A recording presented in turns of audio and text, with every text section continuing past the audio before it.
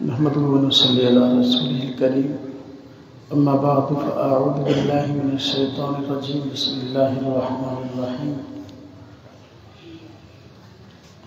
يا أيها الذين آمنوا لا تأكلوا أموالكم بينكم بالباطل قال النبي صلى الله عليه وسلم التاجر الصدوق الأمين مع النبيين والصديقين والشهداء والصالحين آمنت بالله صدق اللہ العظیم۔ ایک مرتبہ درود شریف پڑھ لیں۔ اللہم صلی علی محمد وعلی آل محمد کما صلیت علی ابراہیم وعلی آل ابراہیم انک حمید مجید۔ اللہم بارک علی محمد وعلی آل محمد کما بارکت علی ابراہیم وعلی آل ابراہیم انک حمید مجید۔ چونکہ ہماری یہ مارکیٹ کی مسجد ہے اور اکثر تاجر حضرات بیٹھے ہیں، چند ایک باتیں آپ حضرات کی خدمت میں عرض کروں گا۔ اس حوالے سے دو چیزیں ایسی ہیں، اگر ہم ان کا خیال رکھیں تو انشاءاللہ تعالی ہمارے کاروبار میں اللہ تبارک و تعالیٰ برکت عطا فرمائے گا۔ نمبر 1، حلال کمائیں۔ نمبر 2، حلال کھائیں۔ حلال کمانا،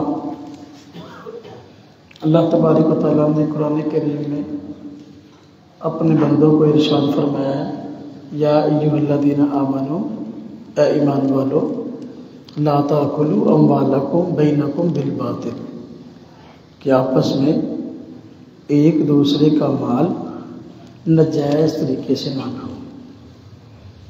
ناجائز طریقے سے مال کھانے کی کیا صورتیں ہیں؟ اس میں ایک یہ ہے کہ بندہ اپنی چیز کو دوسروں کے سامنے بیچتا ہے تو اس میں جھوٹ سے کام لیتا ہے۔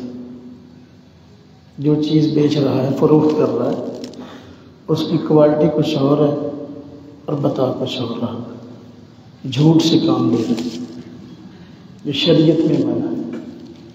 جو ہماری چیز ہے جس کو ہم بیچ رہے ہیں، اس کی جو کوالٹی ہے، جو صحیح صفت ہے، اگر وہی بیان کر کے بیچیں گے تو ہمارے کاروبار میں برکت ہے۔ اگر ہم غلط بیانی سے کام لیں گے، پیسے تو ہو سکتا ہے 4 زیادہ ہاتھ آ جائیں، لیکن اس کے ذریعے برکت نہیں ہوگی۔ حضور نبی پاک صلی اللہ علیہ وسلم نے بھی تجارت کی ہے اور بیرون ممالک تک کی ہے۔ اعلان نبوت سے پہلے حضور نبی پاک صلی اللہ علیہ وسلم کے 2 لقب مشہور تھے، ایک صادق اور دوسرے امین۔ لوگ مکہ والے آپ صلی اللہ علیہ وسلم کو اپنا پیسہ دیتے تھے، آپ لوگوں کا پیسہ لے کر اس سے مال خرید کر بیرون ممالک میں فروخت کر کے آتے تھے۔ اور لوگ بھی تھے جو مکہ میں یہ کام کرتے تھے، لیکن وہ اس معاملے میں ڈنڈی مارتے تھے، جھوٹ سے کام لیتے تھے۔ آپ صلی اللہ علیہ وسلم سچی اور کھری بات کرتے، سچا اور کھرا کاروبار کرتے اور دوسرے لوگوں سے زیادہ منافع کما کر لوگوں کو دیتے۔ اس کی وجہ سے آپ کا لقب صادق مشہور ہو گیا۔ آج کل ہمارے یہاں یہ سلسلہ ہے، ہم سمجھتے ہیں اگر کاروبار کے اندر جھوٹ نہ بولے تو کاروبار نہیں چلتا۔ حالانکہ بات ایسی نہیں ہے، اس کی کو ختم کرتے، سادہ کرتے۔ ہمارے یہاں ذہن ہے اگر کاروبار میں جھوٹ نہ بولے تو کاروبار نہیں چلتا، جبکہ آپ صلی اللہ علیہ وسلم کی بڑی خوبی ہی سچ بولنا تھی اور لوگ آپ کو صادق کے نام سے یاد کرتے تھے۔ تو اگر آپ کا کاروبار یہ چل سکتا ہے اور پورے مکہ والے آپ کو صادق کا لقب دے سکتے ہیں تو ہمارا کاروبار سچ کی بنا پر کیوں نہیں چل سکتا؟ کاروبار میں خیانت نہ کرے، خیانت، ڈنڈی نہ مارے۔ جیسے ڈنڈی کی بہت ساری صورتیں ہیں، جیسا کاروبار ہے ایسا اس میں خیانت کی معاملات ہے۔ میرا فیصل آباد سے تعلق ہے، وہ کپڑے کا شہر ہے، ہماری اپنی بھی پاور لوم کی کپڑے کی فیکٹری ہے۔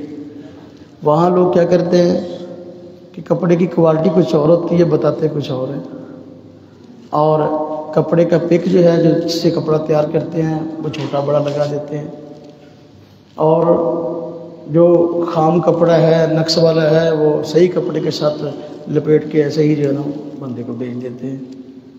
گڑبڑ ہے۔ جو بندہ کوئی چیز ناپ تول کے دیتا ہے تو ناپ تول کے اندر کمی کر لے، جب کسی سے لینا ہے تو اس وقت جھکا کر لینا ہے کہ بھائی اور ڈالو اور ڈالو، جب دینا ہے تو تھوڑا دینا ہے۔ یہ کاروبار میں ڈنڈی۔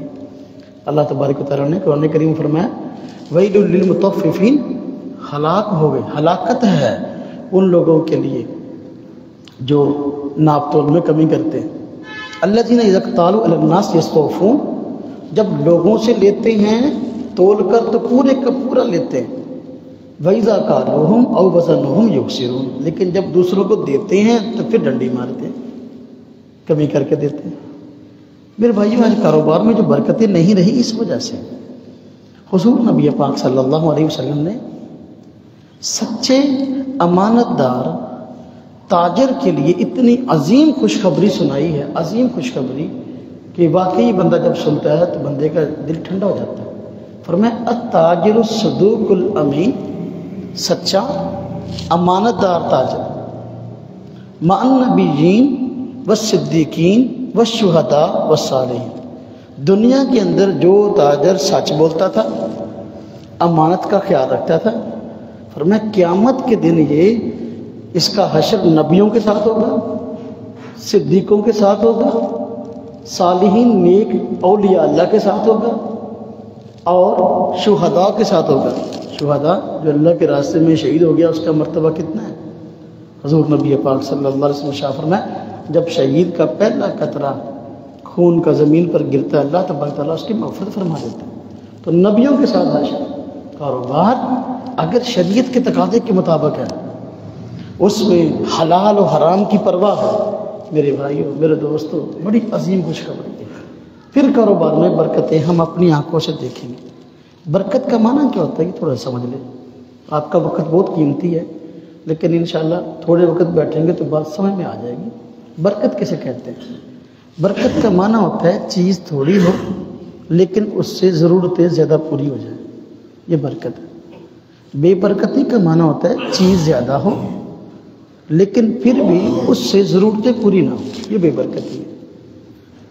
تو جب بندہ حلال کماتا ہے تو اس سے کاروبار میں برکت ہو جاتی ہے، یعنی دیکھنے کو مال اس کے پاس تھوڑا ہے بیچنے کے لیے، پیسہ اس کے پاس کاروبار کے لیے تھوڑا ہے، لیکن اللہ تبارک و تعالیٰ اس کے تھوڑے مال، اس کے تھوڑے پیسے کی وجہ سے بھی اس کے مال میں ایسی برکتیں عطا فرما دیں گے کہ تھوڑے مال سے بھی اللہ پاک اس کی ساری ضرورتیں پوری کر دیں گے۔ یہ اس کی برکت ہے۔ دوسری چیز میں نے بتائی کہ حرام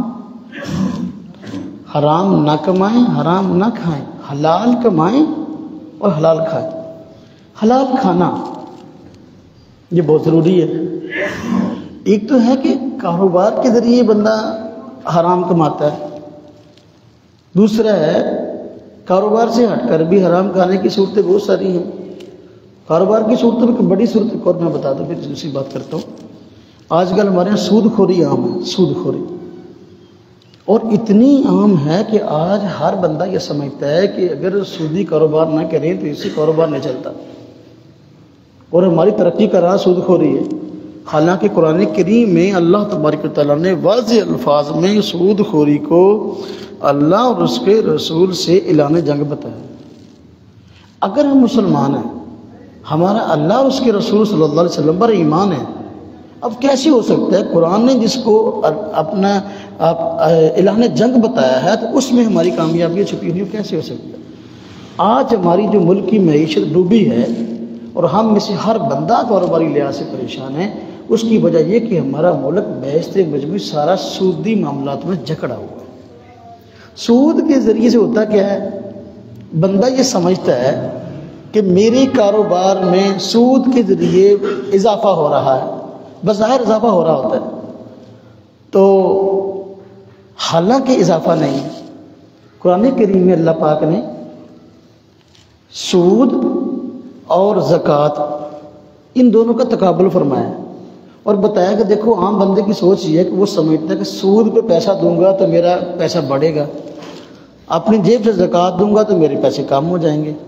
لیکن اللہ پاک نے اس کے الٹ فرمایا وما آتیتم من ربا لیربو فی اموال الناس فلا یربو عند اللہ، جو تم پیسے لوگوں کو سود پہ دیتے ہو اللہ کے ہاں وہ نہیں بڑھتے۔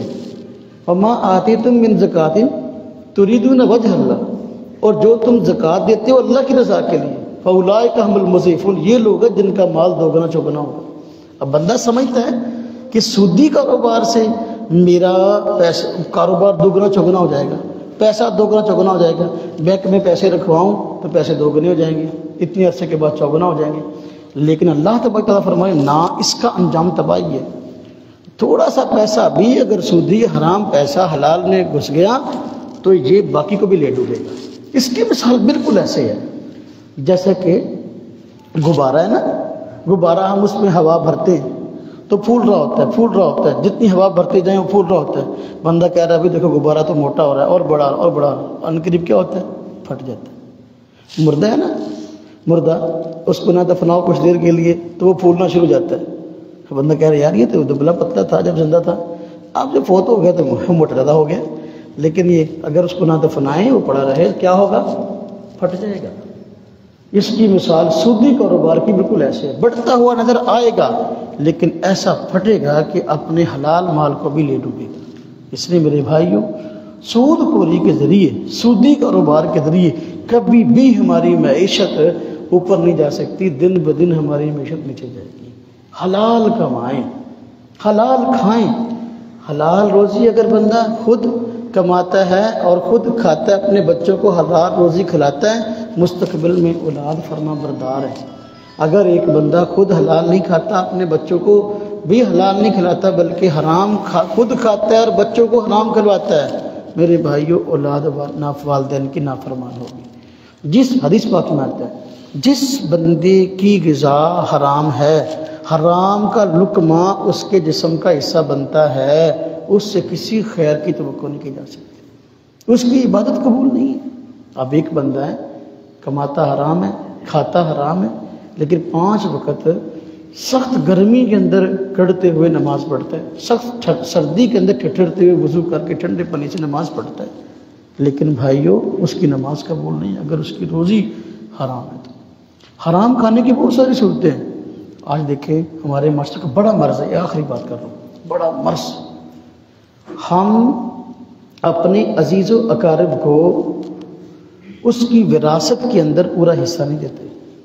وراثت کا مال صحیح وارثوں کو پورے کا پورا نہیں ملتا۔ آج حرام خوری کی یہ اتنی بڑی ایک صورت ہے اور ہمارے گھروں کے اندر ہمارے معاشرے کے اتنی سرایت کر گئی ہے کہ جس کو بیان نہیں کر سکتے۔ آپ کہیں گے یہ کیسے؟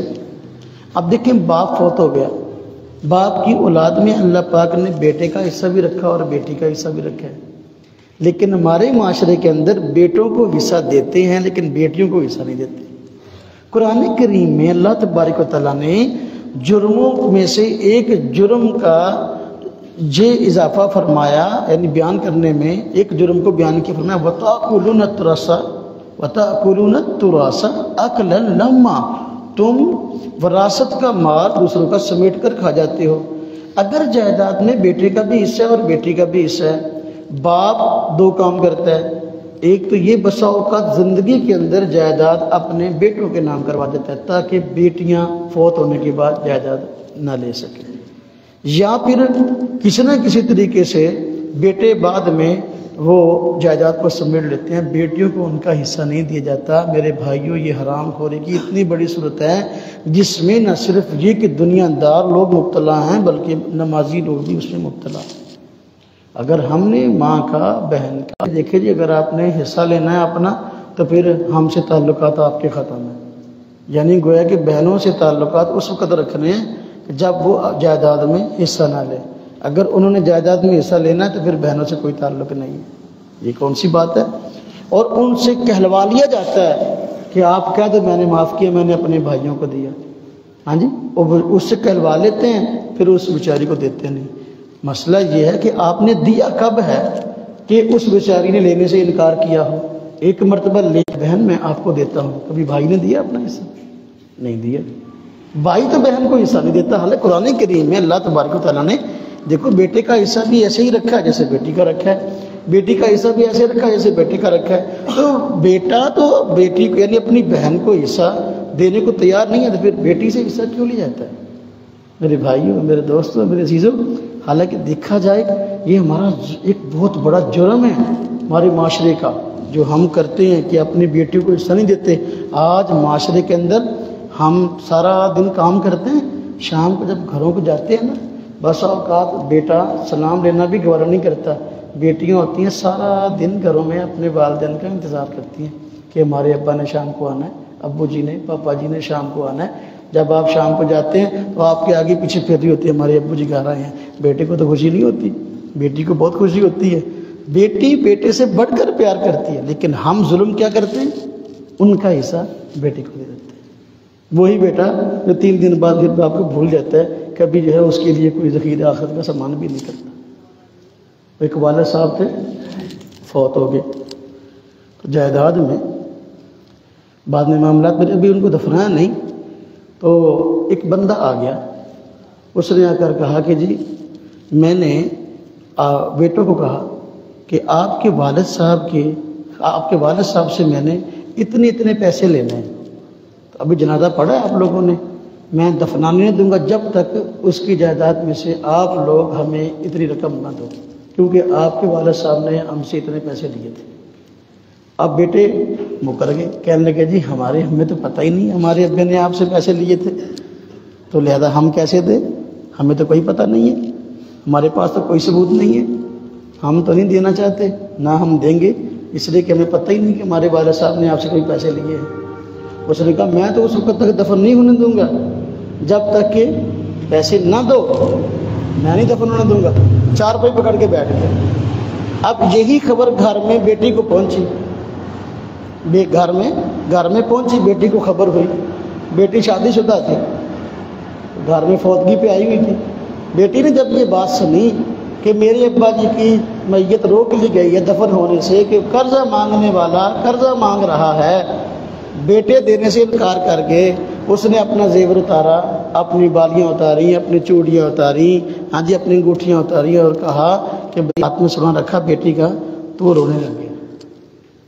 لوگوں نے کہا دیکھو اس کو تو مال مل گیا، یہ تو کہہ رہا تھا کہ میں نے اس کو دفن نہیں ہونے دینا جب تک پیسے نہ ملے، تو اس کو تو مال مل گیا، اب اس کے رونے کی وجہ سمجھ میں نہیں آ رہی۔ تو اس نے کہا بھائی بات یہ ہے کہ میں نے اس مرنے والے سے پیسے لینے نہیں تھے، میں نے اس کے دینے ہیں۔ تو میں دیکھنا چاہتا تھا کہ وارثوں میں سب سے زیادہ ہمدرد جو ہے کون ہے۔ اب یہ بیٹے کھڑے ہیں، دیکھنے صاف مکر گئے ہیں، کہتے ہیں کہ ہم دینے کے لیے تیار نہیں ہیں، لیکن اب میں نے اتنے لاکھ روپیہ اس مرنے والے کا دینا ہے، تو میں تو دیکھنا چاہتا تھا بھی اس کا حقیقی وارث کون ہے مرنے کے بعد، کہ اس کو میں پیسہ دوں، لہذا یہ پیسے جو ہے میں اس کی بیٹی کو دوں گا، بیٹوں کو نہیں دوں گا۔ میرے بھائیوں، میرے دوستوں، میرے عزیزوں، ہم کاروباری لوگ ہیں، اللہ تبارک و تعالیٰ نے اگر یہ کاروباری بڑی نعمت ہمیں عطا کی ہے، ہمیں چاہیے اس کا بہت خیال رکھیں، حلال کمائیں، حلال کھائیں، کسی کا حق نہ کھائیں، کاروبار کے اندر بالکل ڈنڈی نہ ماریں۔ اگر صاف ستھرا کاروبار کریں گے اللہ تبارک و تعالیٰ ہمارے کاروبار میں برکت عطا فرما دے گا۔ اللہ